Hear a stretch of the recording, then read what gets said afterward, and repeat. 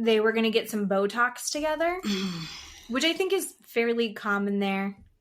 They're probably all getting a little Botox here and there. Oh, sure. Zack, however, got Scrotox, which is Botox in your balls so that they hang lower. They're more aesthetically pleasing for them to hang lower. And I learned more about balls this episode than I was prepared to. Listener discretion advised. Adult language and mature content.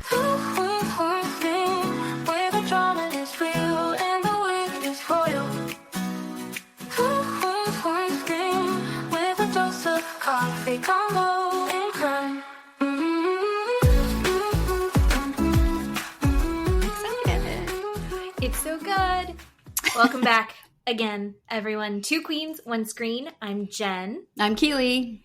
And we were just gossiping about the newest Love Island and how fantastic it is. Yep. It's a little bit, I want it to be as good as last season. And I don't think anything's going to touch how incredible last season was. But this one's shaping up to be pretty fun. Oh, yeah.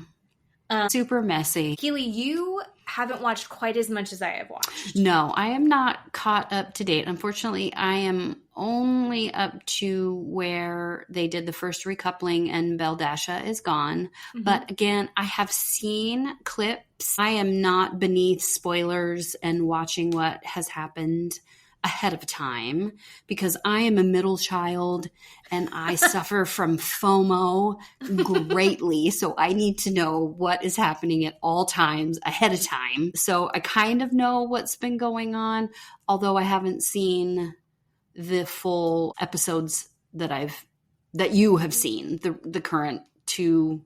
I think there's two that I haven't seen. How I felt about last week was that Bell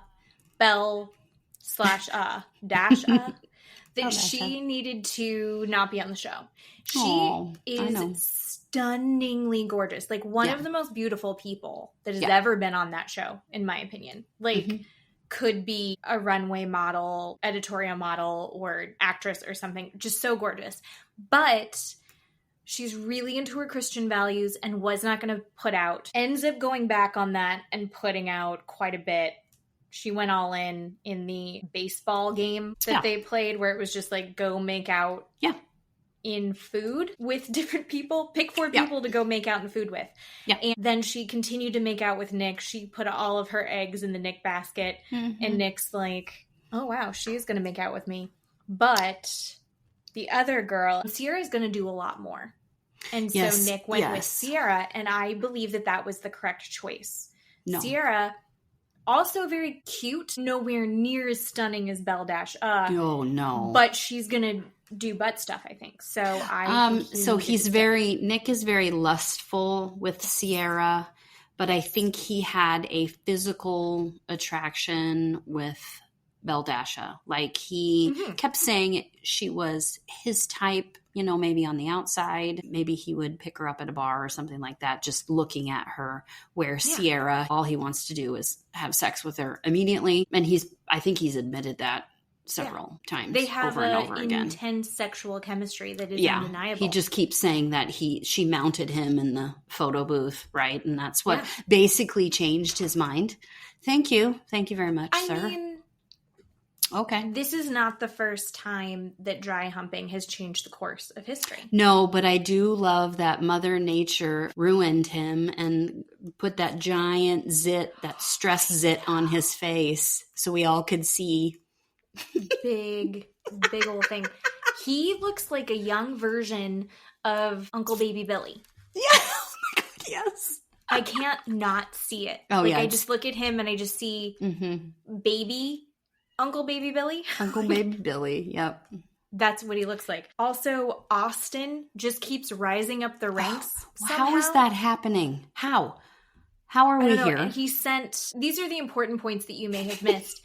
He has sent thousands of dick pics. It's also like one of the things that came up. Right. Right. And he even said, he said to Maya that sex is important. but making love is also good. Who says that? Like, when you're first meeting someone that's trying to get laid. What Neanderthal says that? And you're like, yeah, totally, I'm into that. That's the guy I want to talk to. What?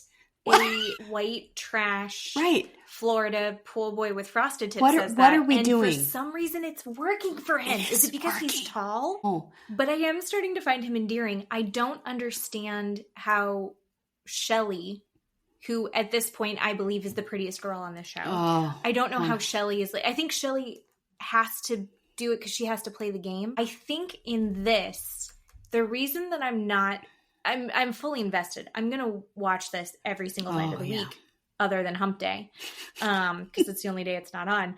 I feel like this group of people is more aware of the game part of the show, whereas last season it was full. Everyone was completely trying to fall in love or horned up, and they kind of forgot that it was going to be a thing for money at the end. And this one, I kind of feel like there's a lot of people who are chasing the clout, and good for them. All the commercials that have come and the Instagram brand deals that have come from to the people last year. But I think Ace is one of those people. Oh, I'm getting sick and tired of Ace. He's going to become Dora the Explorer. If he says exploring one more time, I'm going to put my shoe through the goddamn TV. In the beginning, I clocked him as an ick. I saw people on the internet were like, oh, he's my favorite. I love him. He's so great. No, he's gross. I did see a little clip of him and Amaya getting messy and having an argument. Again, I haven't seen it. I don't know what that was about, but. Well, spoilers. Yeah. Here's the deal. Here's my feelings on it. I also agree he gives me the ick. However, I'm on his side with the Amaya thing. Okay. And actually, I'll be interested to see after you watch it if you have a different opinion. He picks Amaya, which made no sense. Why was he not picking Shelley? Right. But he picks Amaya. Then, after he picks her, sits her down and goes, hey, just so you know, I'm still open to explore other connections. You should be open. And she's like, could you not have told me that tomorrow? Like, let me just feel good that you picked me for one night. Yeah.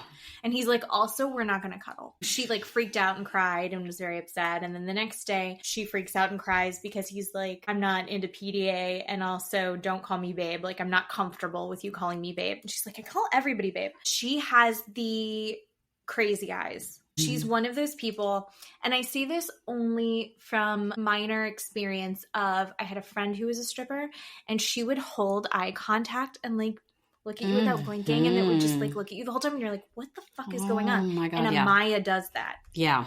Where she doesn't really have anything intelligent to say. Yes. Or to add. So she says a lot of really general things that she thinks sounds deep. And she holds the eye contact and smiles and giggles and nods her head a lot. And you're like, this isn't a conversation. But she's doing that to everybody. Yeah. And she's devastated that Ace is like not falling for it. Yeah. He stays chill the entire time. And I don't think he's sitting there poking the bear. Maybe a little bit. But she's flying off the handle in 2 seconds. Intense. It's a little too much. I'm not a fan of Amaya. And I hate that Bella went home, but Amaya stayed there. Right. No, I get that. I think Amaya and Austin, they're chatting a little bit. They actually seem great. Well, I thought Amaya and Austin kind of have the same mental, I don't know what the right word is, when you were describing how they just kind of gaze and nod and stare at each other. I'm like, there's really no one home, and they can have that same conversation by not saying anything. And they're like, There's just air going on in there, like a balloon deflating. And I thought, he's going to pick her, and this is a perfect couple. And Ace is going to pick Shelley, and we're going to move on with our lives. But no, we have Dora the Explorer. Ace is just fucking it all up all around. And then I saw Austin being upset. A little clip of, was he talking about Ace? Okay, so yeah. He feels like he's in a love triangle. Ace tried to set up a cute little yoga thing, like a yoga breakfast for him and Shelly. Shelly had been planning to make Austin breakfast, and then he tries to pull her aside, but then as she's getting ready to go down to the thing with Ace, she gets stopped by Amaya, and Amaya is screaming at her for not being upfront about her connection with Ace. Oh, okay. And she's like, I'm coupled up with Austin. What are you talking about? Gotcha. But yeah, we're all exploring, like, if you know that we're all exploring this, why are you screaming at me? The whole thing was so over the top and delicious, and exactly why I watched that show. Yeah. And also, I think that Huda Coulda Shoulda and Jeremiah are maybe about to implode. But everyone is going like, I don't think they're real. I don't think they're real. I think that they are real. I think that in this, it's like that M. Night Shyamalan movie where they're on this little island and time is just going so much faster that they've gotten through the honeymoon phase and they're already sick of each other. Mm-hmm. And he's like, she's already complaining all the time. It's like, you've been there for 4 days. Right. You're talking about moving in together. Mm-hmm. And you're already talking shit about each other to others. Yeah. It's actually kind of impressive. I heard that Taylor is not feeling Alandria anymore. Is that real? He's not physically attracted to her. Like, they don't have that spark. First of all, Alandria kisses with tongue first every time, tongue first. I get that. Yuck. But she's so attractive. She's beautiful. I would say I'm pretty straight, and I find the women much more attractive than the men in this. Oh, hell yeah. Uh-huh. Like, the girls are so much prettier. Mm-hmm. Side note, we were both talking about how she kisses tongue first, and we both went, eh. Matt said that when I make that sound, he just thinks about this podcast, because apparently you and I do that a lot. Oh, okay. All right. There you go, Matt. You're welcome, and I'm sorry, everyone. Yeah. We're just going to do that a lot. So, okay. Love Island is awesome. I will catch up, but thank you. It's just wonderful. So dumb and easy, and I love it. Speaking of shows that we love, we got to get into The Valley. The Valley this week I didn't find as shocking as I found it last week, but I think we're gearing up for next week is going to be insane. I feel like we say that all the time. Do we say that every week? True. It's like we're holding it up. Well, we also thought that he was getting Jax out. Might be getting out this week. Yeah. He's getting out next week. Mm-hmm. Is the episode that we're going to see, which I think, we knew that was possible. But there were some fun things that we have learned about just in general. Oh, man. Fun things. That's a good word to say. Fun. Yeah. Well, Kristen and Luke are hosting a housewarming party for their cute house. Everybody's there. Except for Jax. The first little conversation that we really get to is Danny talking about his fun guy date that he went on with Zach. They were going to get some Botox together, which I think is fairly common there. They're probably all getting a little Botox here and there. Oh, sure. Zach, however, got Scrotox, which is Botox in your balls so that they hang lower. They're more aesthetically pleasing for them to hang lower. And I learned more about balls this episode than I was prepared to. Help me, Jesus. I do accept that I am not familiar with gay male culture of ball aesthetics. Yeah. But you do want them to hang lower, I guess. And apparently it feels better when you're having sex because there's more movement because they're not coming up and down. But they even said it in the after show. Balls have to go up and down to regulate your body temperature. Is that real? People, help us out. They go up and down. Know any of this. He said in the after show that they're firmer too when he gets the Scrotox. Okay. I'm like, okay, well, I can get behind that. I understand that part. I just didn't understand the hanging part. I think in general, women don't really care. No. We're not going anywhere near those goddamn things. It's not focus. It's not a focus. We don't know anything about them. And even if we do go near them, we're not quite sure if that's what you want us to be doing. Maybe we're thinking that's what you want and we're just playing a guessing game at that point, right? Yeah, I feel like in general, it's just if we're in that area, you're just thrilled that we're there and you're not going to critique it. Right. But when it's two dudes, they can actually get like a little bit more intense about it. Sure, more specific. So maybe Zack should give us a little bit more information. But it didn't even seem like that. He was that aware of why he was even doing it. He was just doing it to try it out. Yeah. Yeah. And apparently as you get older, they hang lower anyway. So if he just waited a couple years, he would have known what that was going to be like anyway. Did you not know that they hung lower when you get older? They're like boobs. They just sag. Right? They just sag. I mean, they just gravity. No man can escape it. There's no collagen. There's no fat. There's nothing in there. They're just going to hang there just like boobies. So, but like, whereas for women, we don't want the sag. With men, you do want it. Right. Which is, even the producer was like, why are you rushing it? Mm-hmm. Jesse was into it. Jesse wanted to. Yeah. Jesse was like, but I'm the weirdest one here. If you tell Jesse, here's an expensive thing, everybody's doing it. Mm-hmm. He would 100% do it. Oh, shit, yeah. Sure, you pour some wine on your balls. He'd be like, yeah, I'll do that. You betcha. 100%. 100%. Thank God the house was big, and thank God they had indoor-outdoor space. Oh, my God, yeah. Janet and Jason are there. Nia and Danny also get there, and everyone has to stay in their corners. Outside, inside, yes. Staying away from each other. But it seems like Jason and Danny have kind of figured it all out. But Nia and Danny are still anti-Janet. Yeah. And you can't really be not cool with Janet and cool with Jason as a group. You have to pick a side. It's all or nothing with them as a couple in these big group events. So they're like, we'll just stay away. Janet and Jason are hanging out, and then Jasmine comes up to them. So they had the huge blow up last episode.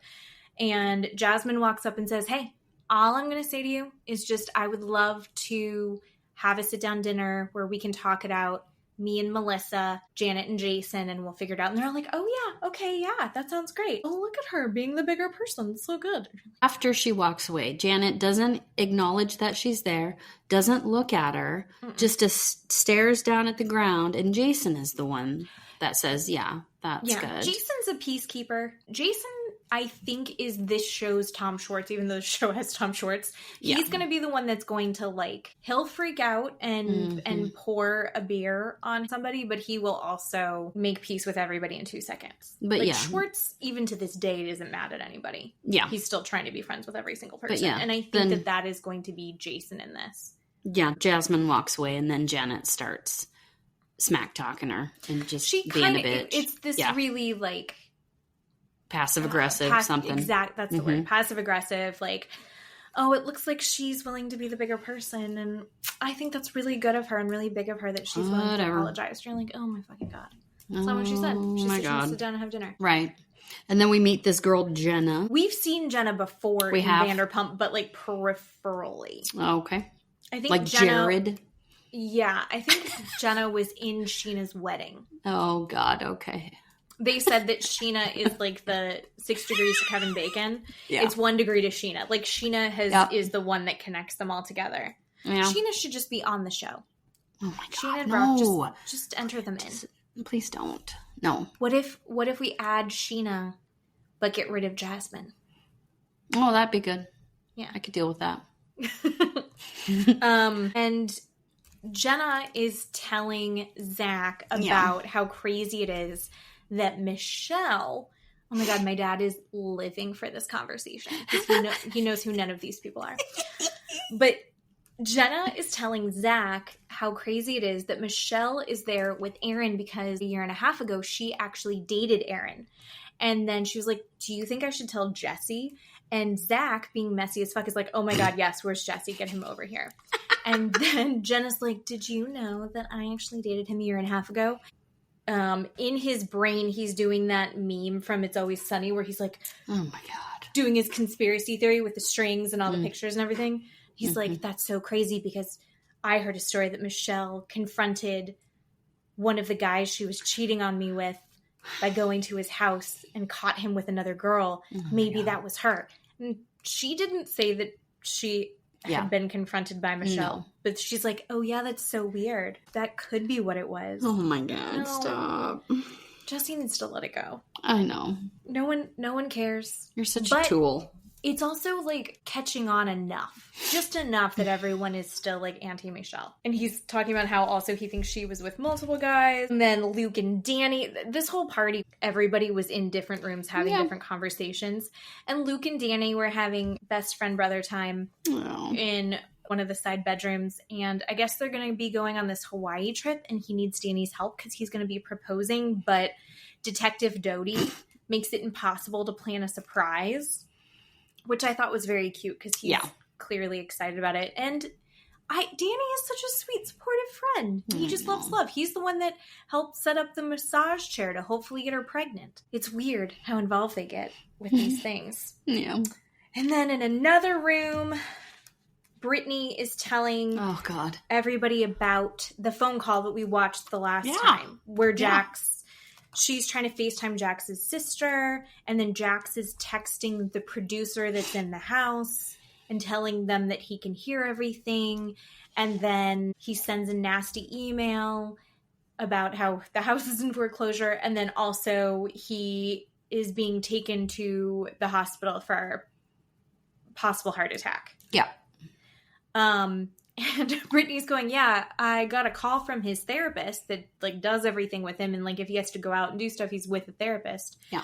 And she's like, so he actually never left the facility. And he berated the front desk girl to tell them that he was going to urgent care, even though that wasn't true. So when Brittany did call to check on him that he was going to the hospital, he had made this poor front desk girl in tears because he made her lie and say that he had gone. And then his therapist then had to backtrack the next day and go, he never went. Yeah. That never happened. Yeah. He's fine.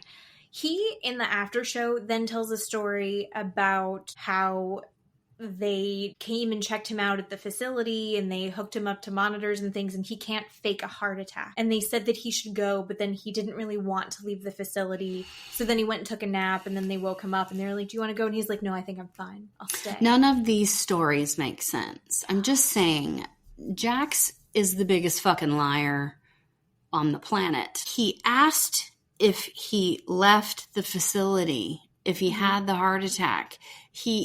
He's just a liar. I mean, that's not the question that he was asked, you know. And then he says, well, I can't.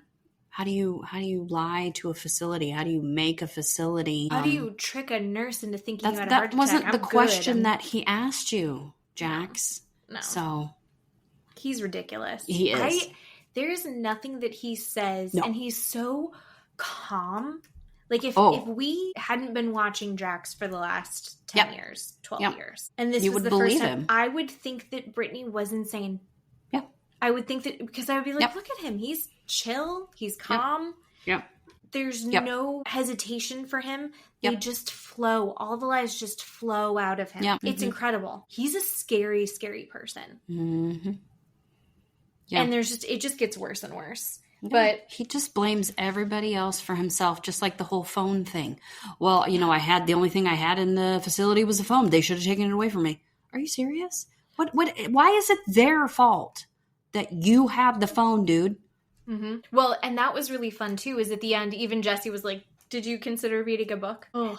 So he's terrible, and I would not want to be dealing with him. So I'm sorry, Brittany. Then we see the next day, Michelle goes over to a very pregnant Lala's house, and they have a sit and catch up, and it was very sweet. And Lala is checking in on Michelle because, you know, Lala went through, she never got married, but she's dealing with co-parenting with Randall, who Randall is a monster. As obnoxious as Lala can be, Randall seems like genuinely a horrible person. And Lala and her talking about how difficult it is to co-parent, because then your kid comes home and you've got to go shopping in Target, and suddenly your kid's just throwing whatever they see that they might kind of want into the basket, and it's, no, that's not how this goes. But clearly Dad just lets everything happen. Oh, you want to go to the pool right this second? Let's go to the pool right this second. Whereas, you know, Lala has a routine at home, and then her daughter's like, I want to go to the pool. And she's like, no, it's lunchtime, and then you're going to take a nap. And I think we've all been there in some way. I think, with our partners when we're raising kids, but then also like with grandparents. Mm-hmm. When they come home from grandma and grandpa's and they're like, all right, I want this now. And you're like, no. And they're like, I've become accustomed to a certain lifestyle. And but they're having to deal with that with their co-parent. And that fucking sucks. Mm-hmm. To have to retrain your kids. But it's nice that they can talk to each other about that. Yeah. Yeah. And then Lala checks in and she was like, do you want to talk about your mom?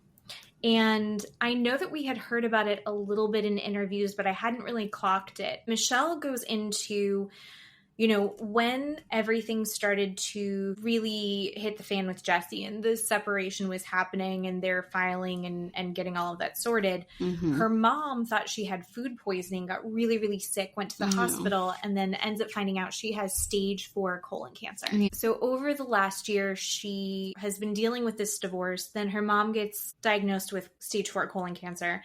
And her mom is going through chemotherapy. She's very close with her mom. She's trying to be supportive of her mom as she's going through this. The first round of chemo did not work. And the cancer is just spreading to everything. And right now she is doing her second round of chemo, but it doesn't seem like things are going well because it's just like chemo, it's killing the cancer. It's hard on your body as it is. Yeah. And so Michelle's going through all of this and it becomes a theme to this episode. Michelle is not getting the same kind of support that Brittany's getting, I think. Yeah. But Michelle's also a quieter person. Michelle, I think, has like a little bit of a dignity to it. Yeah.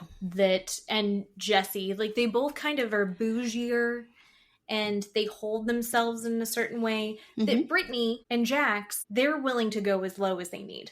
Yeah. And they will Mima's beer cheese and Jax screaming at her about drinking in front of everyone. Brittany and Jax are in your face about everything and anything on their mind, anything that's happening.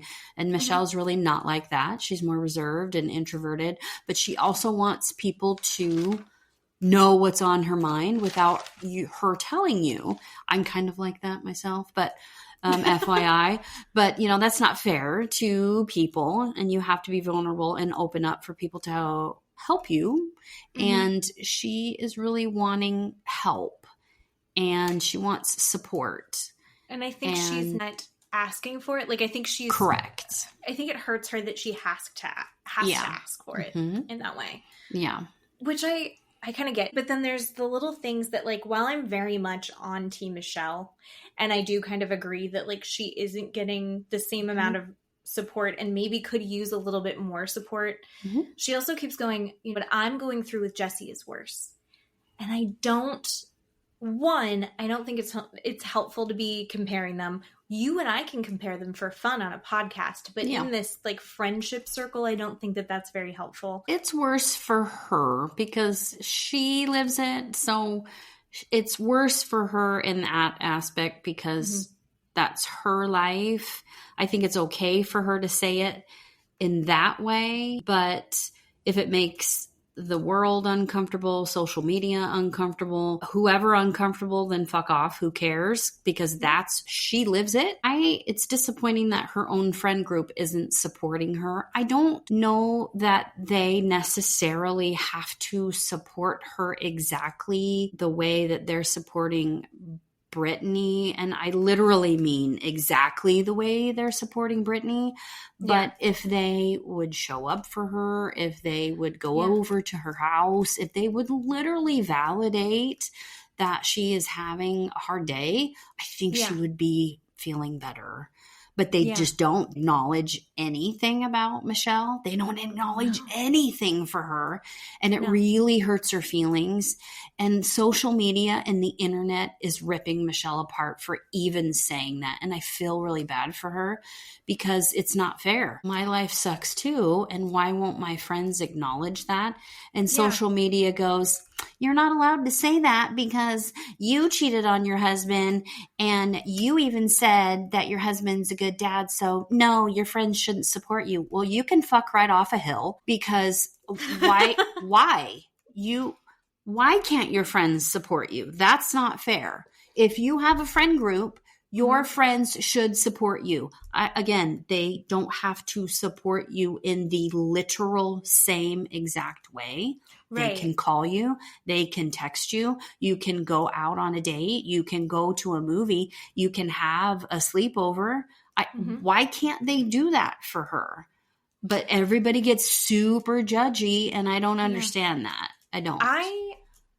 In the Jessie Michelle thing, totally team Michelle. Yeah. And then I think people are showing up for her, but it ends up being more one-on-one and it's less people, right? Yeah. So you see her have this great catch up with Lala. Yeah. And then you see her have last episode, they did the mommy play date with her and Nia. But she's not getting everyone showing up at her house. She's not getting everyone doing these big parties for her. And like, but then also Brittany's the one throwing half these parties. Brittany threw the white party. That's Brittany true. threw the shark party. That's and Michelle's like, I don't want any people in my house. Mm-hmm. That's true. So I think it's what Brittany puts out there. She's putting out there these big group things, and so the big group things are coming in to be. True. But it was nice to see those two women be able to have that, because I think they do have a lot in common as far as like what they've been going through. I really did feel for Michelle a lot. The next thing we see is the dinner with Jasmine and Melissa, Janet and Jason. Very cool Mexican restaurant. All I want is a margarita and chips and salsa right now. I don't know who ordered it. I think it was Melissa. There was a drink. Did you see? They like set it down and it looked almost like a margarita on the rocks. But then there was something on fire in the middle of the glass. I did. I don't know what that was, but I wanted. Yeah. I love a beverage that has like something kooky going on with it. Oh, I know, right? Oh. They start they're like, all right, let's just break this whole thing down. Well, Jason breaks the whole thing down. Okay, my take on that was Jason, it totally looked forced. He looked really nervous. Like he was litigating something. Yes, he was talking really fast. And Janet just sat there and nodded her head, staring at him like it was totally rehearsed or practiced, or she told him what to say. And I didn't love it. I didn't love it at all. It didn't seem natural. I didn't like it. No, it was very odd. Yeah. And then he's like, so correct me. What part of what I've said is wrong? I didn't love that.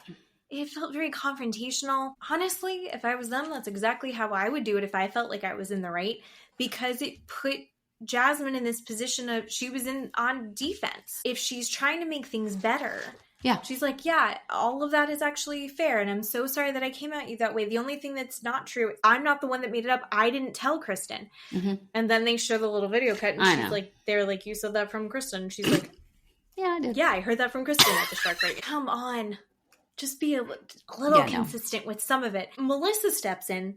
Thank God for Melissa. I know. Because she's like, let's just say we want to move forward. Here's where we're at. We would like to move forward. We're sorry about this. This was what we can own. We love and care about each other. Let's move forward, blah, blah, blah. And it was all Janet getting exactly what she wanted. And then Janet's going, I can forgive her because I can see that it's really Kristen that's the mastermind behind all of this. Yeah. And I'm going to be honest. The idea that Janet thinks that there's this big conspiracy against her, that Kristen is masterminding, is its own version of narcissism. Come on, Janet. No one gives a shit. Chill out. And Kristen, God love her, has not been a mastermind since Miami Girl, right? And she threw that out of nowhere. She has these little files stored in the back of her head of when she's going to throw this out, and unfortunately she holds them for too long. The data deteriorates in her brain, and then she half throws out something that's almost correct, but the file is corrupted. There's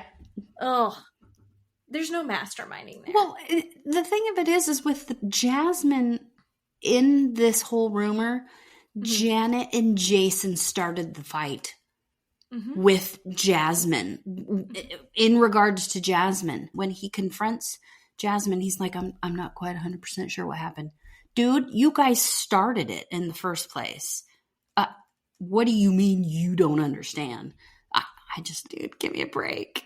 It's nonsense. We all accept you don't take your ring off. No one gives a shit. But thank God that's finally over. We're ready to move on. We've moved on to a new thing, right? Can we just go back to where he goes? You have this deep-seated resentment towards Janet. I want to ask you about that. Mm-hmm. I'm sorry. Why is he asking Jasmine about that? And why is it not Janet asking Jasmine aside, away from everybody, personally? Why is this happening now in front of everybody? Well, when it's framed that way, it looks like a character defect. Yeah. Instead of, did I do something? Instead of Janet being like, why are you mad at me? It's like, you can't be mad at the mother of my child. So mad. She's a sweet little angel baby. That made me so mad. And I was really proud of Jasmine. She's like, that's how I felt at the time. Mm-hmm. Good job. And she's like, I'm sorry I called you a Karen. Yeah. That's my mom's name. But that was so uncalled for. Jason, fuck off. You know what? Quit being Janet's mouthpiece. I think she just wanted it to be over with. She's like, this is such a dumb fight. Yeah. There are times where you're like, I don't need to be right. Yep. If we can move on from this, I will say whatever you want me to say. Yeah. Yeah. And I do think even Janet was like, I do kind of have Karen energy. I am kind of entitled. Jasmine's like, yeah, but we all have that sometimes. Oh my God. Okay, fine. Let's just, obviously we're all kissing Janet's ass. So let's just get this over with. And then Janet's like, if I would have known, or I would have thought that you thought it was 2-on-1. Bullshit. Oh my God. I know. I'm like, you're such a liar. You're such a liar. You knew it was 2-on-1. Get the hell out of here. I would have walked away. No, you wouldn't have. You knew it was 2-on-1. Get out.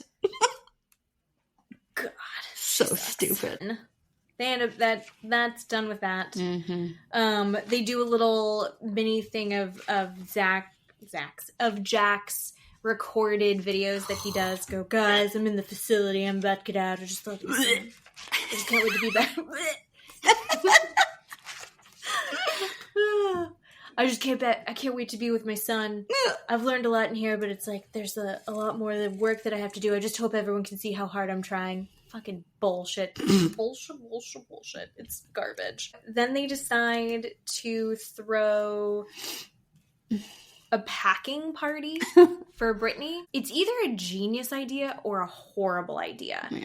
But it's Tuesday. Jax is going to be getting out of the facility on Thursday. Mm-hmm. And all the girls and Zack are helping get all of Jax's clothes and shit bagged up and thrown in the garage. So one, Brittany doesn't have to look at it all the time. Yeah.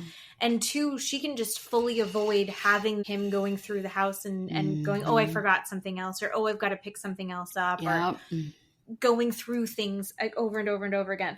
I like that idea. Jasmine was like, they have TaskRabbit for this. Why did we have to do this chore? And I think it was just like another situation where everyone's rallying around Brittany, and Michelle's like, where's this energy for me? I know. But okay, fine. Like, I'm here helping her, and I'm happy to throw down for my friend. But like, she's not seeing it coming the other way. Which my heart kind of hurt for her. Yeah. In the after show, they're talking about it. I want to say that it was Jason who was like, I don't want a lot of people who don't care for me touching my stuff. Yeah. And all of these girls have kind of been holding back because Brittany was with Jax. They love Brittany, and so they just deal with Jax. Mm-hmm. And the second that they got the green light to shit on Jax, they're like, yes. Yep. And they loved every second of it. They were literally just taking his clothes, putting them in garbage bags. Yeah. And throwing them into the garage and separating his shoes into different bags. Yeah. Which I thought was kind of funny. Yeah. Kristen was like, it's going to help him with his brain. It's a matching game. That's amazing. And then they also planned a surprise for her for the next day. But before she goes to her surprise on Wednesday, she goes to a lawyer. And in the after show, she said that she was kind of thinking she was just going to be going and interviewing a lawyer and getting some information. I don't know, based on what I've read, like, it's not uncommon for you to have to interview with a couple lawyers to find the right person as you're going through to see who's going to represent you. As she's introducing this information to the lawyer, and the lawyer's going, wait, what happened? and what else? Oh, watching you through the cameras. Oh, you are now in literally $1 million of debt to the government. $1.2 million of unpaid taxes. And she said Jax was going to go to jail unless they looped that into their mortgage somehow. Yep. Before they got married, that's what his back taxes were. We didn't know that. No, Brittany covered it all up. Yeah, and she's still paying for that. And she put down $100,000 out of her own bank account to go towards that for him. Unbelievable.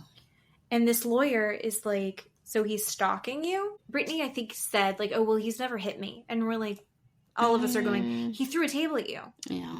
He's thrown a table at her. Yeah. Do we really think, if he hasn't actually hit her, he's going to? Mm-hmm. Right? Like, this is only going to escalate. This is exactly the kind of guy that it gets scarier and scarier and scarier. Yeah. They make documentaries about him. Mm-hmm. So I'm glad that she met this lawyer, because I feel like her saying it out loud all at once to a professional who doesn't know him and goes, no, this is very not bad. Normal. You need to do this. I feel like you can see it in her eyes where she goes, oh, so can I start the process for filing today? Yeah. And she's like, yeah, and I'll get those in tonight or first thing tomorrow morning. Mm-hmm. And she's like, okay. And so she actually filed that day. I'm so sad for her that it took that long. And I'm going to be honest, I was judgy. And I was like, how has she not had a lawyer this whole time?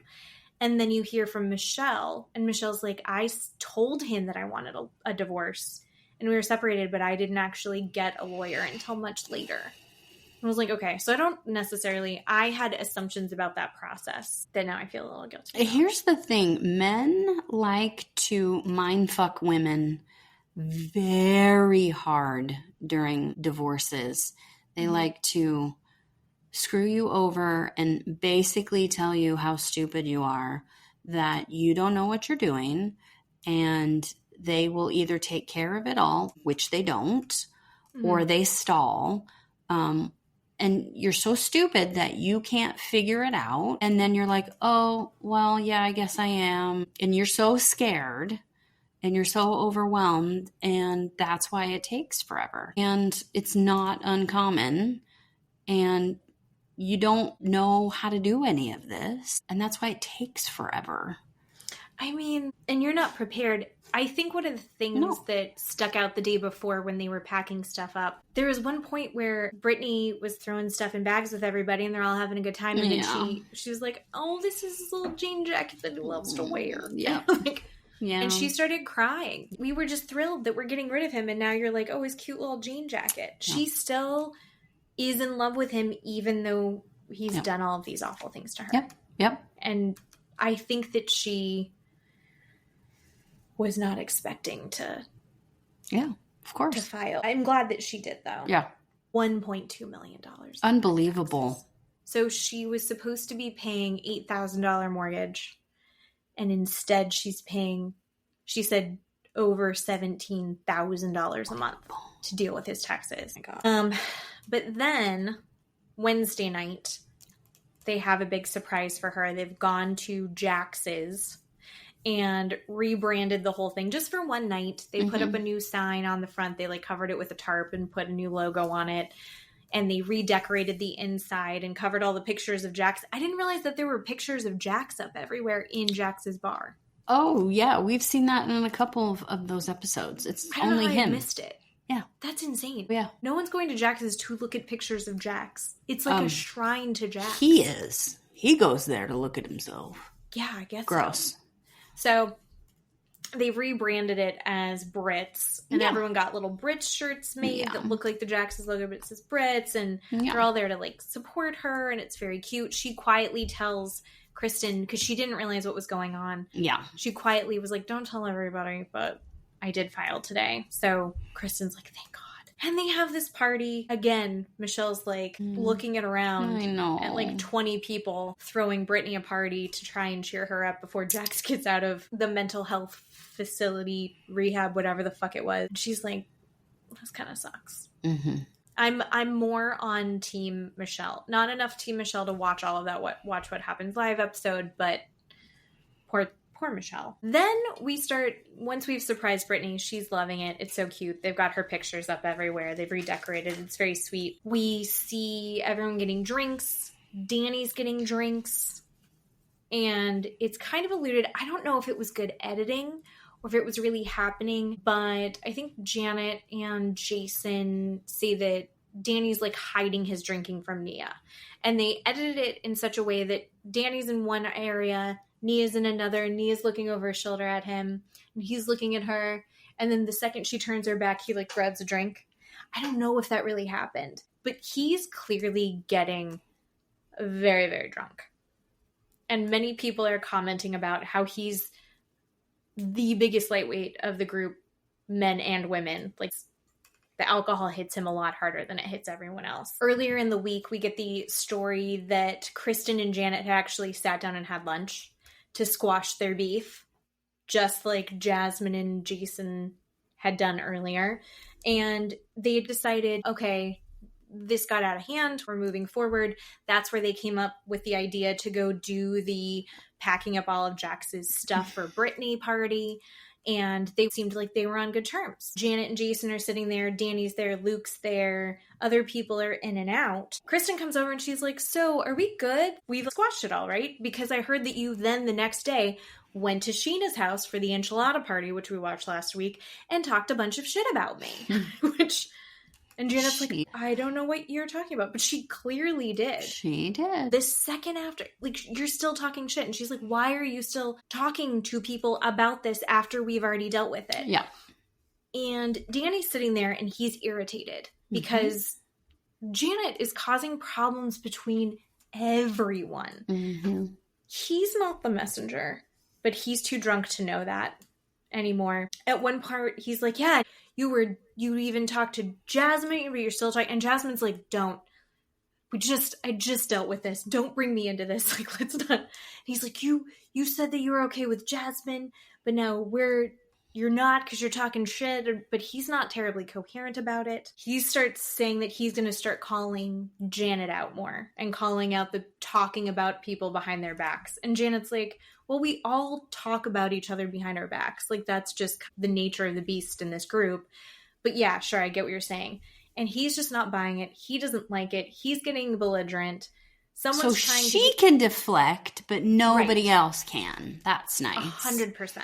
100%. No, God, she sucks so bad. Mm-hmm.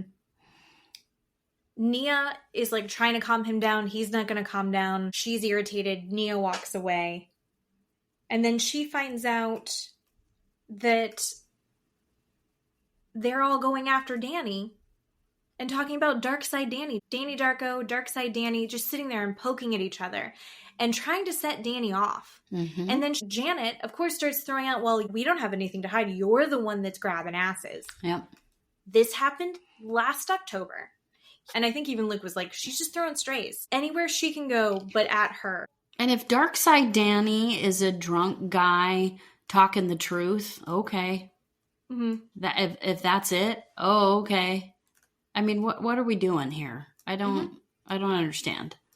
He was out of control and being ignorant and belligerent.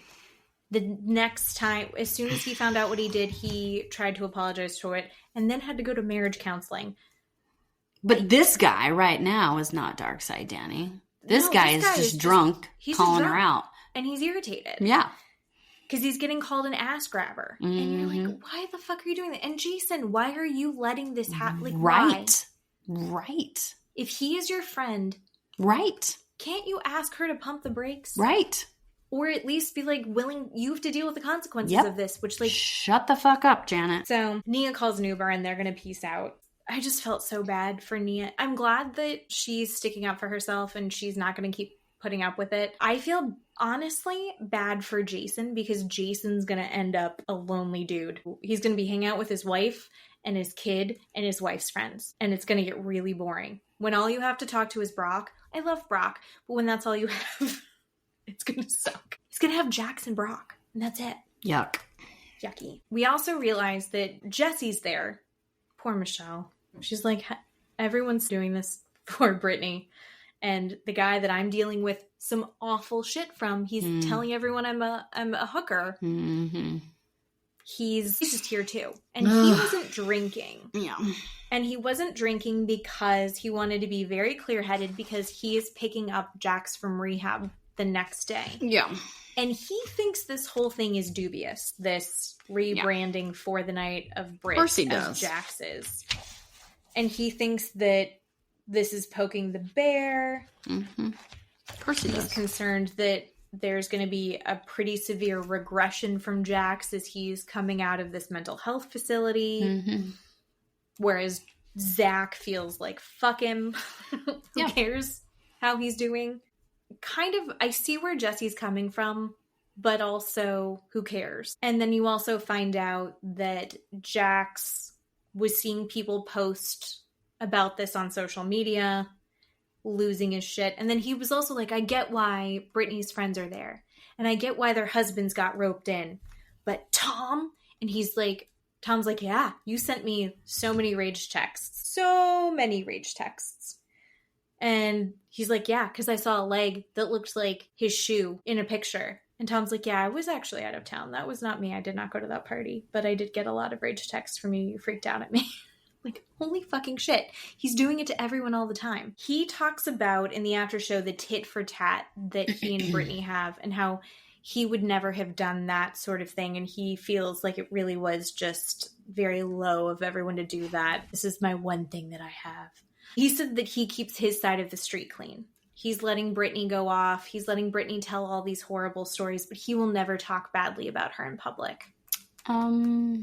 We've heard him say she cheated on him with Julian. She tells a story about how before she had even gotten together with Julian, they were separated and he was texting other women and they had taken cruise to the aquarium together. Yeah.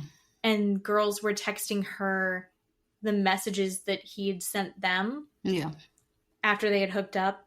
Things like, I can still smell your butt on me. What? I know that he likes stinky things. Mm-hmm. He loves a stinky, sweaty foot. Mm-hmm. Is something that he's into. I don't understand that. Mm. That is disgusting to me. So here's the thing. Jax and Jesse can't get over their ex-wives having this idea that they need to be winning at some divorce aspect. The reason that they see it as winning is it's hurting their ego is what it is. Because the two of them are very big narcissists and their ego is being bruised because they treated their partners like shit their entire marriage. And these women are now not putting up with it at all. They're not putting up with their bullshit. These women are actually standing up for themselves.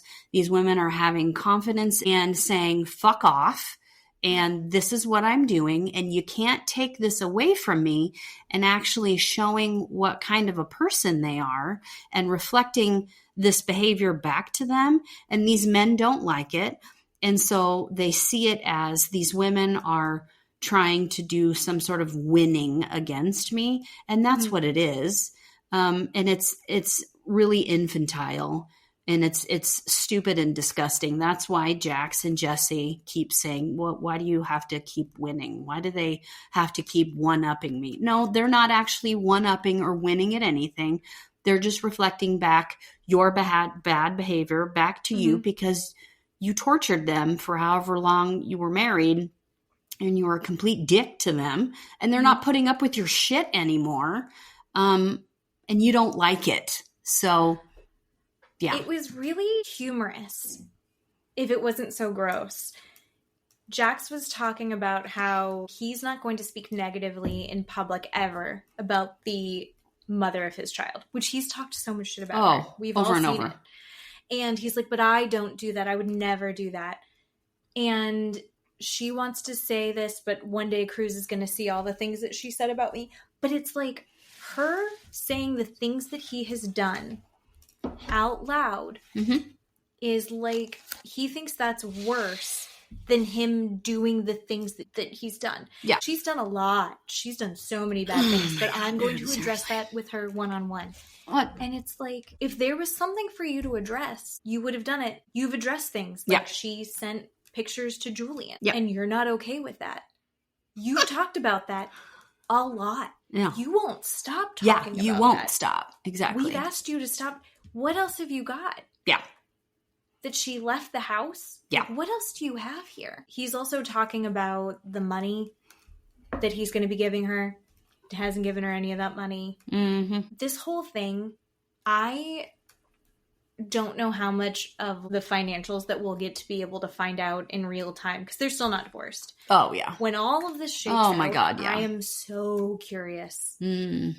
Desperately want her to be able to get out of his tax situation. I think she's still in the house. So the foreclosure stuff, it seems like she got that figured out. Yeah. So he's going to get out next week. And it can't go well. I don't actually think I remember seeing a recap. No, it just said to be continued. They didn't even, or not a recap, like a spoiler. So we're not going to, they're not showing us yet, guys. So it's going to be insane. To decompress from Jax Taylor, I think it's time for true crime story time. True crime story time. Yeah, Luke, I've got it. You're better at that than I am. Somebody's got to write us a song. Somebody write us a song. So we have to get back into the Mortician, episode 2 on HBO. It is so good. I am so glad that you picked this one. Blowing my mind, because as we go through, it gets worse and worse and worse. It's also crazy that I've been reflecting, you and I talked about this. I've been reflecting on my own experiences with loss and like what that process is. And it is very much dictated to you by the funeral director. They give you all your options. No one's is exactly the same. And you do have freedom to choose different things, but you know, you're putting all of your trust in these people who you are, you know, these incredible professionals. The Lamb family was such a pillar of that community. Several years ago, my little sister, she passed away. And after we learned about what was going on with the teeth, it really shined a light on actually how fantastic the people who did the people who did my sister's viewing and cremation and doing all of that for our family, they were really wonderful. But one of the things that happened, Chelsea was my sister, and she passed away suddenly very young. She was in her 20s. And the family that ran the crematorium, they did a viewing for us and they had her presented for us, and we got to have a family ceremony. Later on, we did a larger celebration of life for her. But after the viewing, they had pulled my dad aside and they said, she has an opal ring. Is that something that you would like us to save and give to you before we cremate her? And my dad said, yeah, that would be great. And this family was very, very sweet. I want to say they were from South Africa or they were Dutch, but there was a very thick accent there. And later on, my dad came. We were all in the car and my dad had gone to pick something up at the crematorium and then came back in and got in the car and was laughing hysterically. And we're like, what is going on? And he was like, Chelsea would have loved this. In my family, we really value sense of humor. And I think having a shocking sense of humor. Well, making people uncomfortable. and As a sense of humor. Chelsea, like, we all do it to varying degrees, right? Yes. Like, Steve wants everyone to laugh. Yes. My dad and me, to an extent, I think I'm between Dad and Steve, where it's like I want everyone to enjoy their time, but also I do like watching people be uncomfortable. Grandma Darlene loved to say something shocking. Yeah. Grandma would bring up my boobs in front of Matt as often as possible because he would get so uncomfortable and she loved it. Yes. She's like, oh, you see that? It came from me. Yes. She got those from me. And Matt's just like, Jesus fucking Christ. You have very nice boobs, by the way. Thank You're welcome. You're welcome. Matt agrees. So, my dad also likes everyone to have a good time, but also likes to shock. And yes, he does. And our quote, our inside thing that we say all the time is, sometimes my jokes are just for me. Like, if we're entertained by it, sometimes that's enough. It's the Andy Kaufman in us.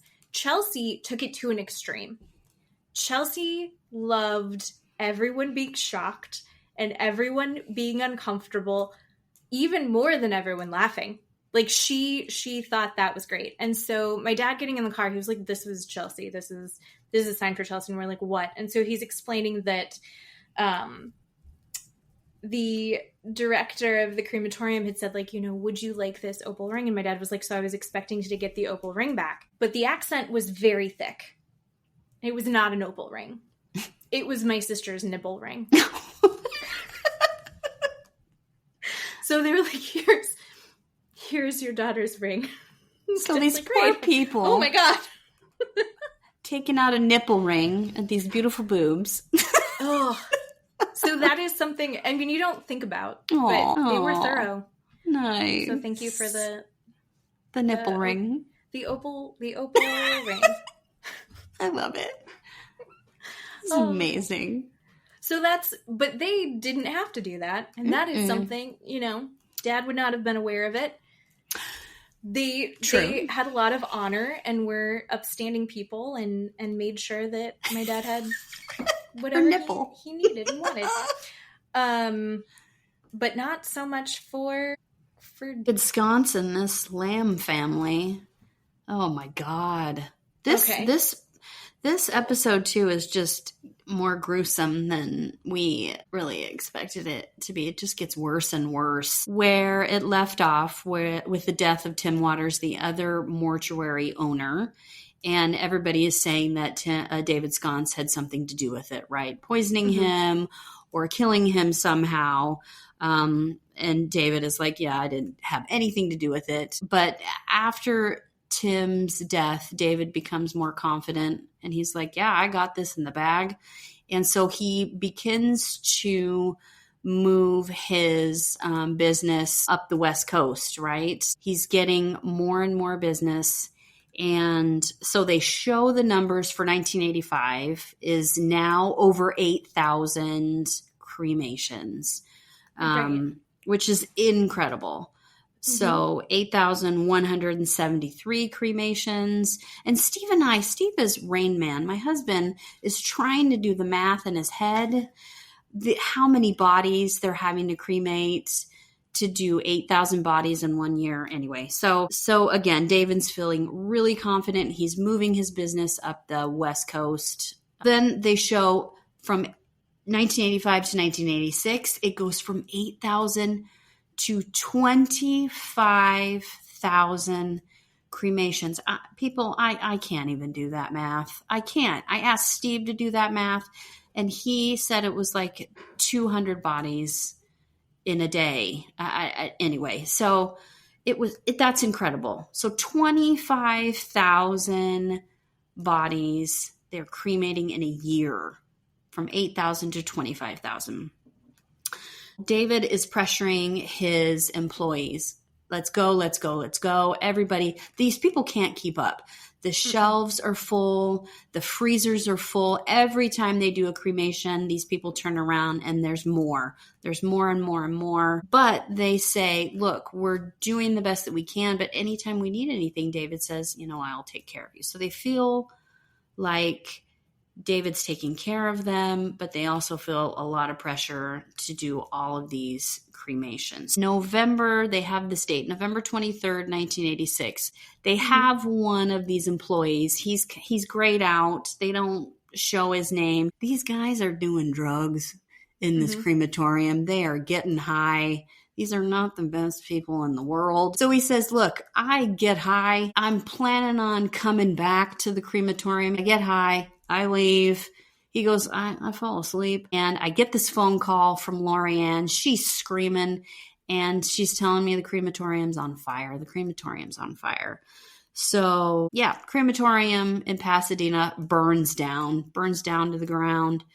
Johnny, one of the other employees, David says he thinks it's Johnny that calls him and says, crematorium has burnt down to the ground. And David's like, these guys are smoking dope while they're doing these cremations. Why is he surprised? Anyway, he's surprised that these employees that are drug addicts and off the street, no shame. Anyway, so these guys doing dope, and yeah, they get high. They burn the crematorium down. That location should have been taking, I think they said it could do 8 bodies total a day. Yeah. And supposedly this is his crematorium. Mm-hmm.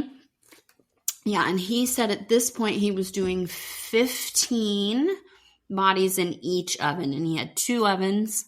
Mm-hmm. So he was doing 15 in each oven at this point. And he said he was still picking up business and still doing cremations. And people around town could not figure it out. Where? It was the most Jax Taylor. He was like, I should have been, that's on me. I should have been more selfish. Yeah. And stopped taking bodies. Yeah. But no. I was so concerned about making sure that my guys got paid. Yeah. Yeah. You know what? Gold star for you. He really should have been more selfish. Was an A+ criminal. So people could not figure out where he's doing these other cremations. So we find out 1986, and this is so funny. I'm watching it with Steve, and they say, no, David's like, people couldn't figure out where I'm doing my cremations. And my autistic husband goes, the desert. And I'm like, how do you know that? He's like, he's doing it in the desert, honey. Mm-hmm. So yeah, we've all seen Breaking Bad. What? So he's doing it. Yes, he has in a city called Hesperia out in the desert. And I instantly Googled it. Between Pasadena and Hesperia is a little over an hour between the two of them. Not bad. Not bad. Not bad at all. He has this huge building. I mean, it kind of looks like an airport hangar. It's huge. Yeah. Just this building out there.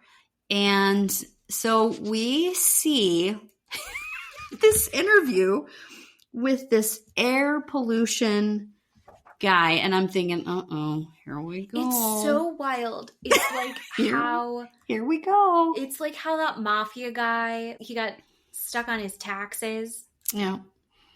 It all fell apart for him for air pollution. Yes. So 1986, air pollution, EPA gets involved because another business owner complains of the smell and of the smoke out in Hesperia. And they complain that there is a ceramics building that is stinky and has a lot of smoke coming out of it 24/7. And he's like, dude, you got to come out here and check this out. There is something going on that is not right. And so this air pollution guy goes out there, and it's called Oscar Ceramics. And they claim they are making tiles for NASA and the space industry. Space tiles. Space Smells tiles. Like bodies. Holy smokes. Yeah. So, there's obviously a fence around this giant building. Like, again, it looks like an airport hangar. And there's a note on it that says, you can't come in, do not disturb. But there's a phone number that says, if you want to talk to the owner, this is the phone number to call, which I thought was kind of funny. So the complaint is there's flames coming out of the smokestack, smells like dead bodies. The business owner that calls says he's just adamant it smells like dead bodies because he liberated Auschwitz and he knows what that smell is. I can't even. Isn't that horrible? I can't. I Can you imagine being that guy and smelling that again? Like the PTSD. My God. That's got to trigger. Yeah, I just can't. And this is in 1986. So Johnny is the other Hispanic employee. that he's talking and he says, David built these ovens inside the Hesperia ceramics facility that were just gigantic, just too huge. He said he knew it was going to not work. They were doing cremations for about 3 months before the raid, he called it. He just said it was just so overwhelming and so big of an operation that he knew it was just going to come crashing down. And then we meet the sergeant for that county, that San Bernardino County that Hesperia is in. So his patrolmen go out there from the air pollution guy to check it out. And they go out there in January of 1987. So they've got air quality control. They've got fire department out there. They've got the sheriff, the police. And they're on the outside of the fence, and nobody's coming out. But we see a picture of the Camaro, Johnny's Camaro, out there. That's the only thing that's outside this building. The description of how they had set it up, because was awesome. If it wasn't so horrific, it's funny. Yeah, true. It's like it's too hot to work in there. Yeah. So he had wired an air conditioner, like a portable air conditioner, and a television in from the electrical from the warehouse. So he had wires coming from inside the building to his car. Some sort of telephone also that he could call David, right? So he, at some point, Johnny just kept refusing to come out. Finally, he came out to talk to these guys. He called David Sconce, and David's like, you got to keep him at bay. You got to lie to him. You got to do whatever don't let him in. Don't let him in. And Johnny's like, dude, I've got to let him in. So he finally lets him in. And this county sheriff says he walks in, and there is just ash, black ash and soot. And it's just sticky and oily is everywhere. It's on the floor, it's on the walls, it's on the ceiling. And these guys are wearing suits. And he said they didn't want to get it or touch because it would stick to their suits. He didn't want to touch anything. He didn't want to get it on anything. And so they turned the power off because they wanted to see inside these ovens. And the employee, Johnny's like, I'm not turning the ovens off. I'm not opening these kilns. I'm not doing anything. You guys do it. Yeah. So they shut the power off to see inside the kiln. And the employee's like, I don't want to see in there. I'm not looking in there. I'm not looking in there because whatever is being cremated is not done, is not fully cremated. I'm not looking in it. That's not for me, dude. So they put the fire out. They open these kilns, and obviously they see flesh and bone and skull. And they're inside also, I forgot to mention, they have barrels with prosthetics from these bodies also everywhere. I forgot about that part. That's got to be gross. And then he said they had dug these trenches on either side of the kilns all the way to the back of the facility to capture the fat burning out of the kilns like a drip pan. Drip pan, people. The photo of it where it had clearly overflowed and was creating these little rivers of melted human fat and flesh across the desert. Incredible. When you realize what that is. And it was huge. Yeah, it was huge. I mean, they showed a picture of bones that they had seen. And all I thought of was, you see those movies of dinosaurs in pits where people fall in pit of bones, and you're like, oh shit, this is not good because a dinosaur or something is going to come down and attack them. That is literally what this looked like, of all these different, but these were human bones. Then the producer of the show asked Johnny, how many bodies are you guys doing in these kilns at once at this point? And he said, 150 to 200 bodies in each kiln at a time. And I looked at my husband and I said, I'm trying to picture when we go downtown and do, say, Live at 25 or a street market or something, and there's 200 people. That is so many. That is so many at once. I have no register of what that looks like or how big that is, how much work that is, or what ungodly that smell must be. Oh my God. Or even, like you said, the fat, how much fat that has got to be coming off. It looked like a parking lot. It was with like rivers through. Oh, it was just so gross. Anyway, so then they cut back to David, and David's like, yeah, like you said in the beginning, I got ahead of myself. I should have done it better. I should have done it right. I should have done it correctly. And the producer's like, well, what does it look like? What does it mean you should have done it right? What does it look like doing it the right way? And he said, well, getting permits. I should have had permits for it. And he said, but I would still commingle bodies. I still would have done multiple cremations. Yeah, I still would have done that. Of course, we would have done multiple bodies at the time. Oh my God. And there's part of me that I can see where he's coming from. Yeah. I don't disagree. But also, I think that he's looking at it completely pragmatically.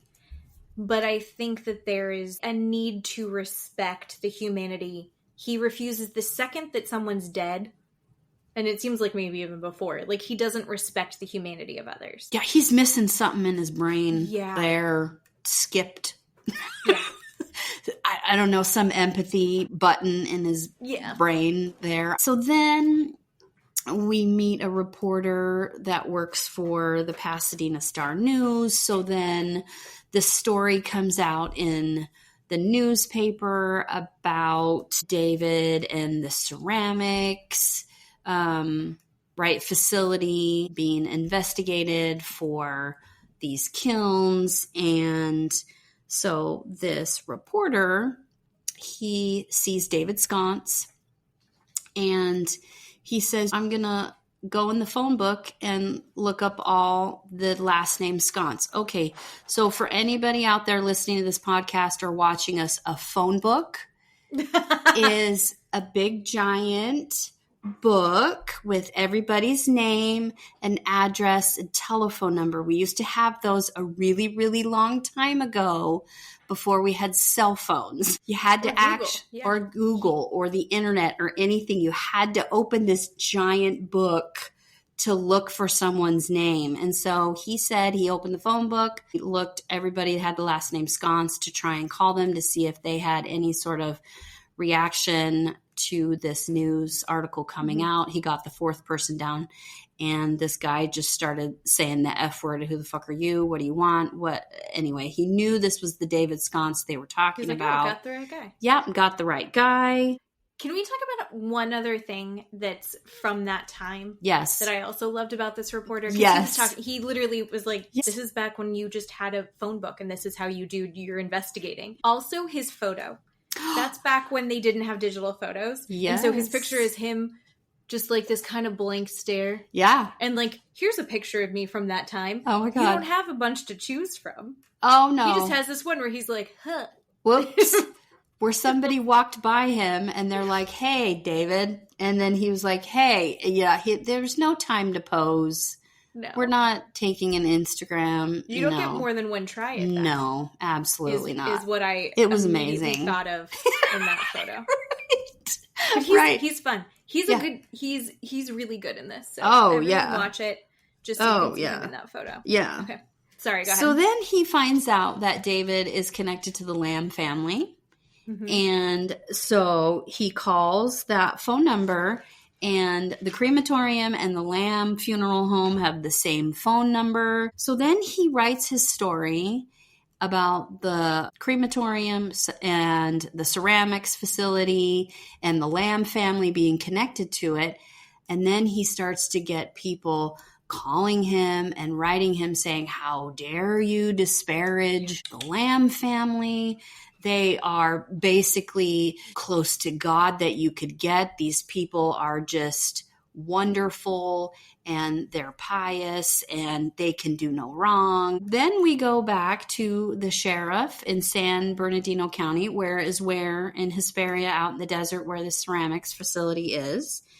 And they are trying to figure out what, if any, criminal crimes have been committed at the ceramics facility, right? They're thinking, well, they did commingling of bodies. That's a misdemeanor, which is what David said in episode 1. He's like, I've done is commit a misdemeanor. So they're trying to figure that part out. So they do a search warrant. So the search warrant, the first one they do is on the Lamb family funeral home. He meets Lorianne, and everybody loves Lorianne. Lorianne is just wonderful and sweet. And how can I help you? And I'm just willing to answer all of your questions. And what can I do for you? And I'll make you a cake and I'll buy you a car and all of these things. She couldn't be more.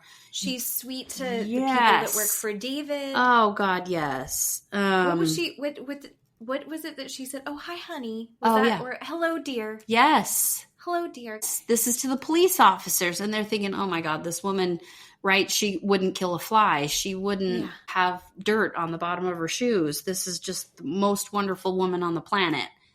So they see photos. They have photos of embalming in the funeral home. They go into the cold storage at the funeral home, and they have lawful dead bodies wrapped up in these cardboard containers. And they're like, I don't know what to do. We have all these lawful things. We have nothing with this search warrant.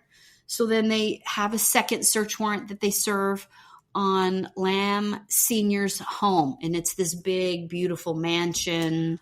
Oh my God, so gorgeous. Oh my God, it's just gorgeous. He has a beautiful settee in his house. They have all these beautiful old photos and everything is pristine in this house. And, the sheriff is like, this guy he has to have resources. He has to have influence in this community, right? He basically finds nothing in this guy's home in this search warrant. Then they have the police go back to the ceramics facility a second time with shovels. They're digging around, seeing if they can find anything. Maybe they've, buried something out there and they're not quite sure. They're just kind of grabbing at straws at this point. Then they show TV stories with David Sconce being interviewed saying, hey, they've misjudged us. They've misrepresented my family. We've done nothing wrong. We've done no improprieties from anywhere. Nothing has happened. Done nothing wrong. We've done nothing wrong. In my life. Right. And we find out that Johnny, one of the employees, the one that had the Camaro that was there when the first raid, he gets arrested 2 weeks after the raid. And then everybody that worked at that crematorium and the ceramics, they all start getting arrested one by one. The police are trying to get them to tell them what the hell's going on. What is happening with this family? Who is David? Tell us what's going on. There's got to be somebody here that will sing like a canary and tell us what's happening, because they're just really grabbing at straws trying to figure out what they can charge somebody with. They really at this point have nothing that they can charge anybody with. So niche. They can charge them with, air pollution and maybe a misdemeanor for commingling the bodies. But the police are like, we know something weird is going on. We just know it. So then we meet this lovely gentleman from the the funeral board named Skip. Skip's just Skip. We love Skip. Skip's just wonderful. Gray hair, gray mustache. And we figure out what Skip does with the funeral board. He does audits, just random audits for these funeral homes.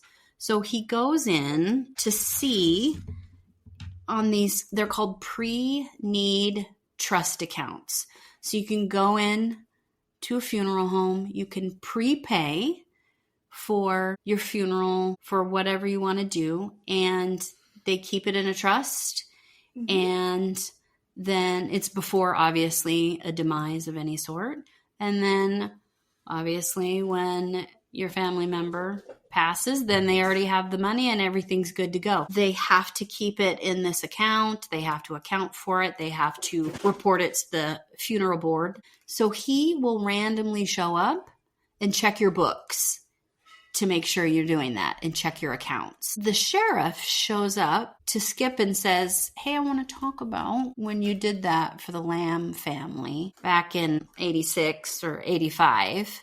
And he was like, really? That seems kind of weird. What do you mean? So then he describes this interaction with Lorianne when he walks into the funeral home, Lamb funeral home, and she's sitting behind the desk. Yeah. He describes her as having this light shone behind her and having this aura and speaking to her like she was meant to do this, like she was put on the earth to do this as a job. The first thing my husband said, he's in love with her. He 100% is in love with this woman. I mean, this man is this sweet... Yeah. But, like, very by the book. 100%. Bookish. You can tell he loves his job, too. He's an auditor for the Funeral Association. Like, he's not this fun, jazzy guy. No. But then all of a sudden, he's like, I remember it like it was yesterday. Oh, my God. It was wonderful to listen to him. He really admired her. Yeah. Yes. So he goes through her books. And he says, we got a problem here. And she is just shocked. He says, there are 170 pre-need trust accounts that she never reported. 170, not one, not two, 170. That is quite incredible. And they show this huge list of all of these pre-need trust accounts that she never reported. And she is just, oh my God, what can I do? Tell me what to do. What do we need to do? Tell me. I can't believe. I'll take care of it. And we need to make this right. I can't believe. I feel terrible. Yes. So great. And so he says, this is what you need to do. Take care of it. Just report it. She's like, I won't take any more money. I won't do this. We're going to get this fixed. Get it fixed and taken care of. And he said, I walked out of there believing she was going to fix it and take care of it and not take any more money. Yeah. Come to find out, by the time this ceramics facility raid had happened, she had done nothing. Well, she had done a little something. She had raked in over $100,000 in trust and interest from all of these. Skimmed that right off the top. Skimmed it right off the top. What do we have, ladies and gentlemen? We have a felony. It's called grand theft. And it's Lorianne. So they have a criminal charge that they can do something with. And so they all go back to the police station and they talk about it. And they're thinking, okay, let's put our heads together. The county sheriff calls in some deputy coroners to take a look at these embalming pictures. Yeah. And the coroner's saying, hey, these are not embalming pictures. These are body harvesting pictures. And they are all just shocked. They're like, what the hell are you talking about? And they're like, look, he's peeling back in this picture. He's cutting off his hair. He's opening his head in this picture. He's clearly got his hand inside his chest in this picture. He's cutting open these bodies. He's taking out organs. They're harvesting body parts in these pictures. These are, like, hung on the wall. Yeah. Hung on the wall in the funeral home that Miss Lorianne was working in and dealing. And the whole time until we found out about this. Yeah. I was like, poor Lorianne. Oh, 100%. Her son is going to destroy Yeah. The family name. I think even the journalist was like, oh my God, this son is fucking up this lineage of these pillars of society. And then this guy's coming in being just an absolute monster. Mm-hmm. And Lorianne, everyone loves Lorianne. She's sweet church lady with an aura behind her and her big poofy hair. Yeah. It's full of dirty lies and scariness. That's what her hair is full of. Hair's so big. It's full of secrets. Full of secrets. Yep. So now we have another felony that we can charge them with because you're not allowed to do that, people. Mm-mm.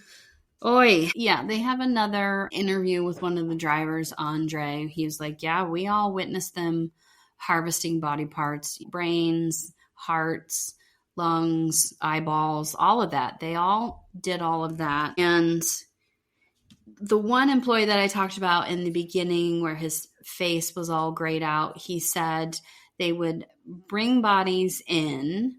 They would have guys come into the trucks with a Sharpie and write on the outside the word whole or the outside the word donor. And now we know what that meant. Yeah, the producers of the show asked David about it. So now we're get the backstory. Loopholes. David is so genius, and I hate to give him a compliment about these evil genius loopholes that he has created for himself. So he said he meets this guy named George Bristol, and George was doing this surgery on a cornea one day, and he was asking him about it. He was like, he wasn't embalming. He didn't quite know what he was doing. George was working for the Doheny Eye Bank, the Doheny Eye Institute in California. And David was like, ding, ding, ding, ding, ding. Hey, man, I can get you more bodies than you can handle to do all your research on. And David's thinking, I can get more money than I can handle.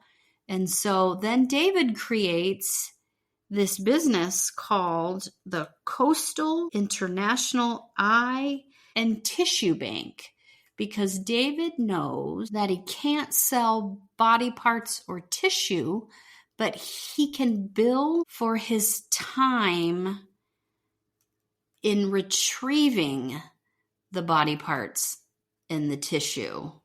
Mm-hmm. My God.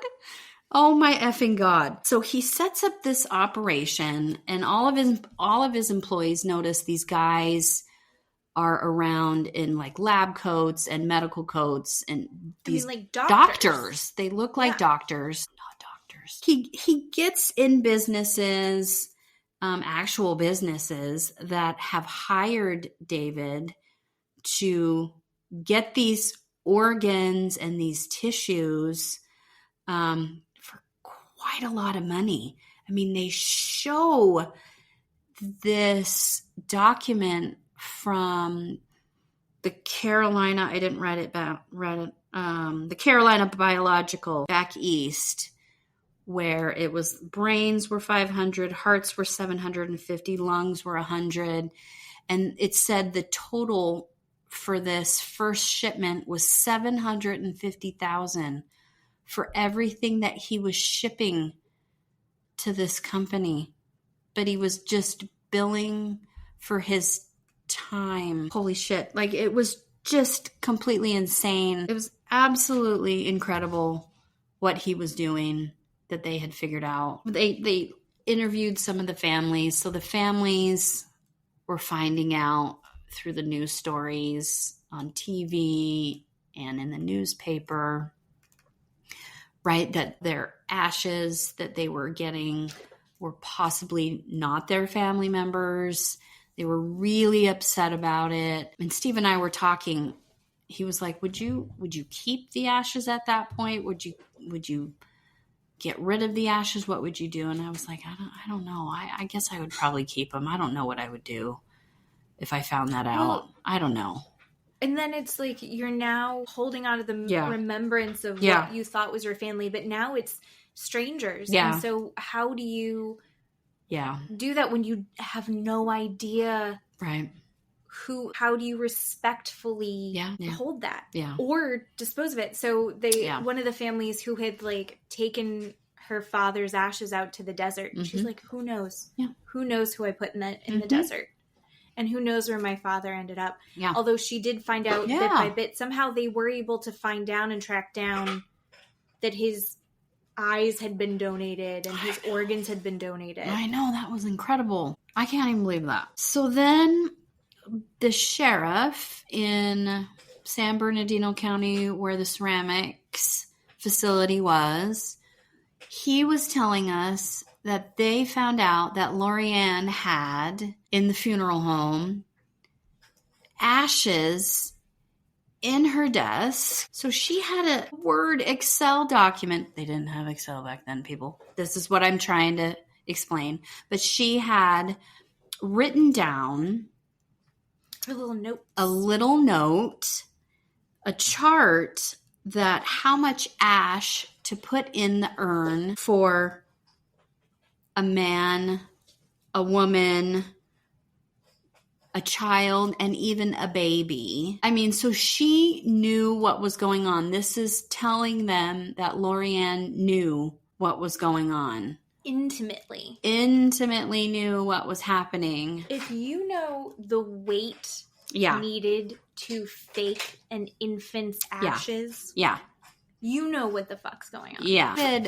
David Sconce at one point even said, people, I learned how to do all of this from my parents. Mm-hmm. Lori and Jerry have been doing this forever, and this is basically fruit from the poisonous tree. And the employees even said, we have seen Jerry go in and remove, gold from teeth. So all the employees have said, Lori and Jerry have been doing this. They know, and even Lawrence Sr. So all of these lambs have been doing this for years, for generations. And it really had seemed like they had, at worst, turned a blind eye to their son. Yeah. That's what it really seemed like. Yeah. And what it actually was is that he took what they had and went, let's expand. Yep. Let's blow this up. Yep.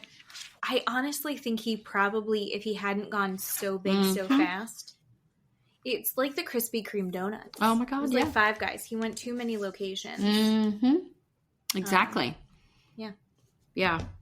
So then they start talking about Tim Waters again.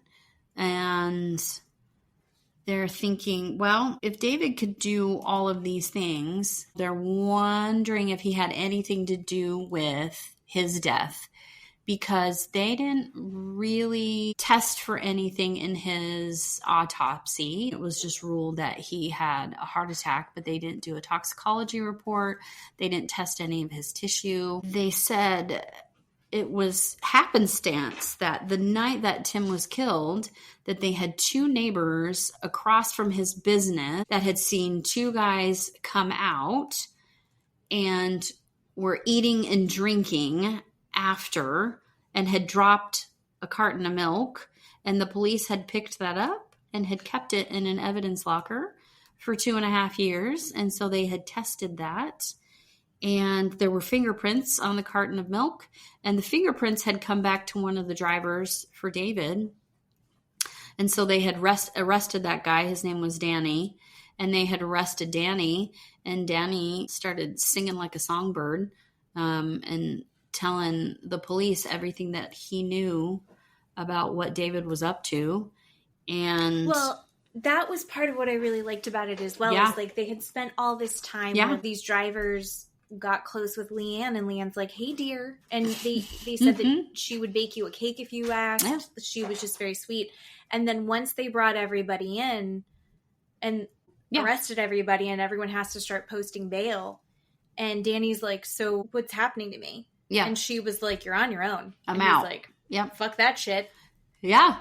Yeah. See ya. So, he basically said that David admitted to poisoning Tim. And so then they went back and did a toxicology. and tested his tissue to analyze it and see if there was any poisoning or anything going on with Tim Waters' body. And the toxicology report came back that he was poisoned by something called oleander. And oleander is this flower shrub kind of thing. Apparently it's all over in Southern California. Yeah. And they were saying it's in front of houses, in people's backyards, and the side neighbor right along the streets, and you can basically get it anywhere. So there you go. Bing, bang, boom. The reason that he knew this, how to poison this guy, everyone had to post bond, including his mom and dad and him. Mm-hmm. And they had like $5,000 bonds, so they were able to get out. But then his was like $500,000. Yeah. And so they couldn't get him out because he was such a flight risk. Yeah. And he was considered dangerous. Mm-hmm. And then they put him in this part of the jail where he's like the worst murderers. And then also the most influential people, where murderers and gang leaders and Lindsay Lohan would all have been in the same place. He was there, I guess, because he was considered influential and also dangerous. They interviewed that other guy in the jail. Mm-hmm. And he had the funniest line of the show. He was talking about how everything was off about David Sconce. Yeah. He at first seemed like Leave It to Beaver, just vanilla white bread kind of guy.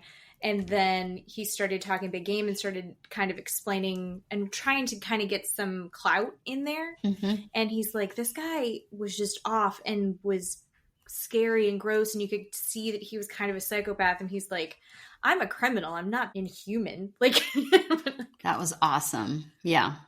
That this guy who was like a hardened criminal was like, I'm a criminal. I'm not that. That's horrible. Yeah. That was amazing. I know. He called him Richie Cunningham, which for all you people out there, if you don't know what Richie Cunningham is, look up a TV show called Happy Days. And then you'll know what he's talking about. But it's so interesting to watch.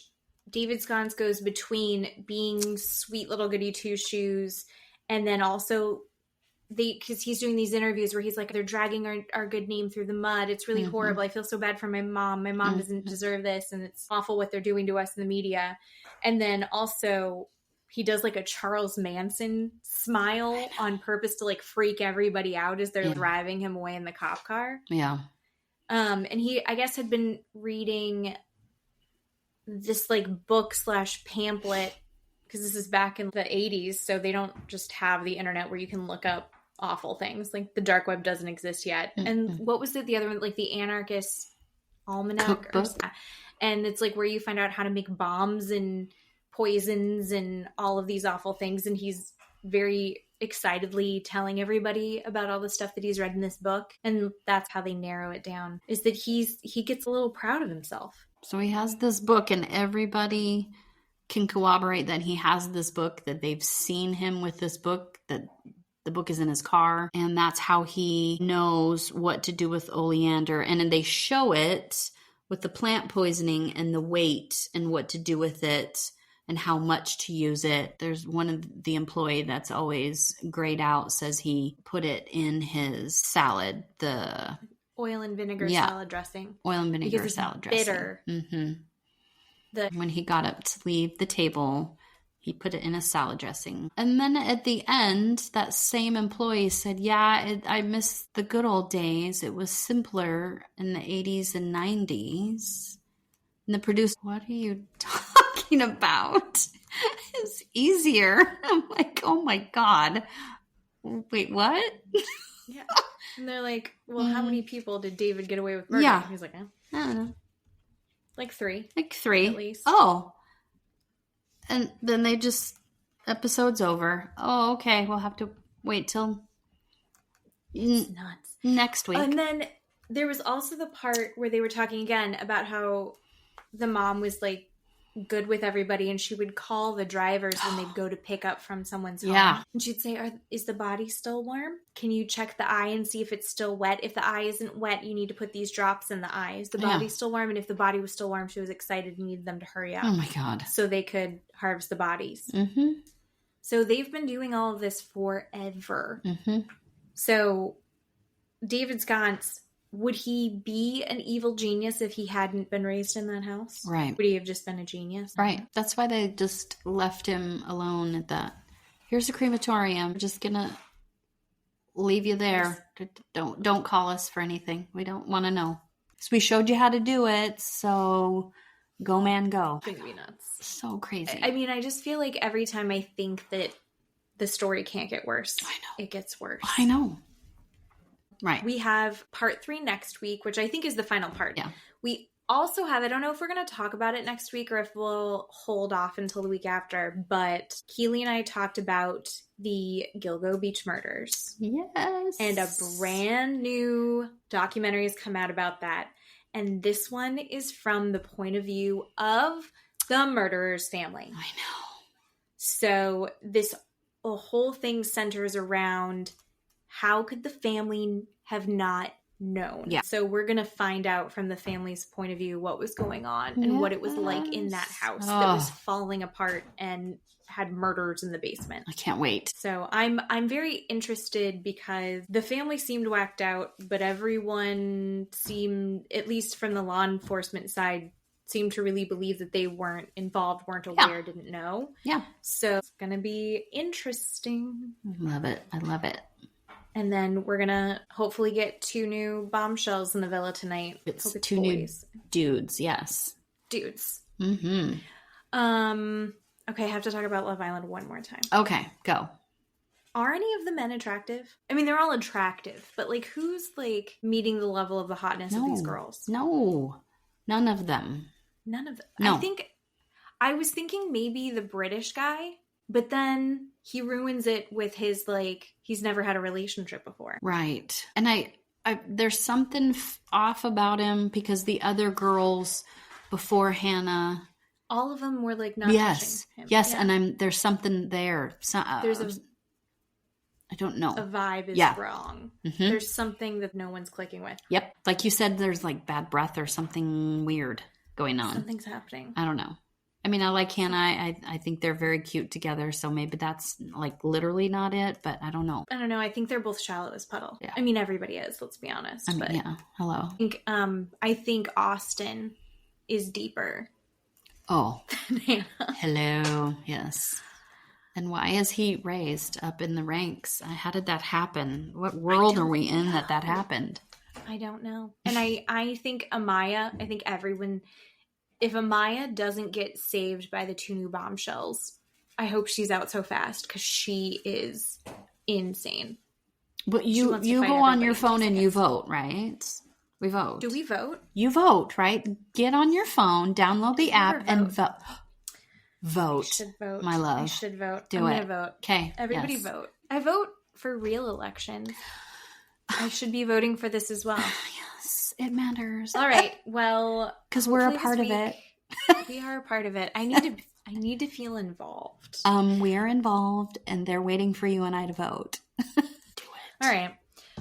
So this week, everyone vote. Yes. And tell us who your favorites are on Love Island. And hold your butts because Jax is getting out of rehab and part 3 of The Mortician will be next week. Yeah. All right. Well, thanks for listening again, guys. I love you, Keeley. I love you. Bye. Bye.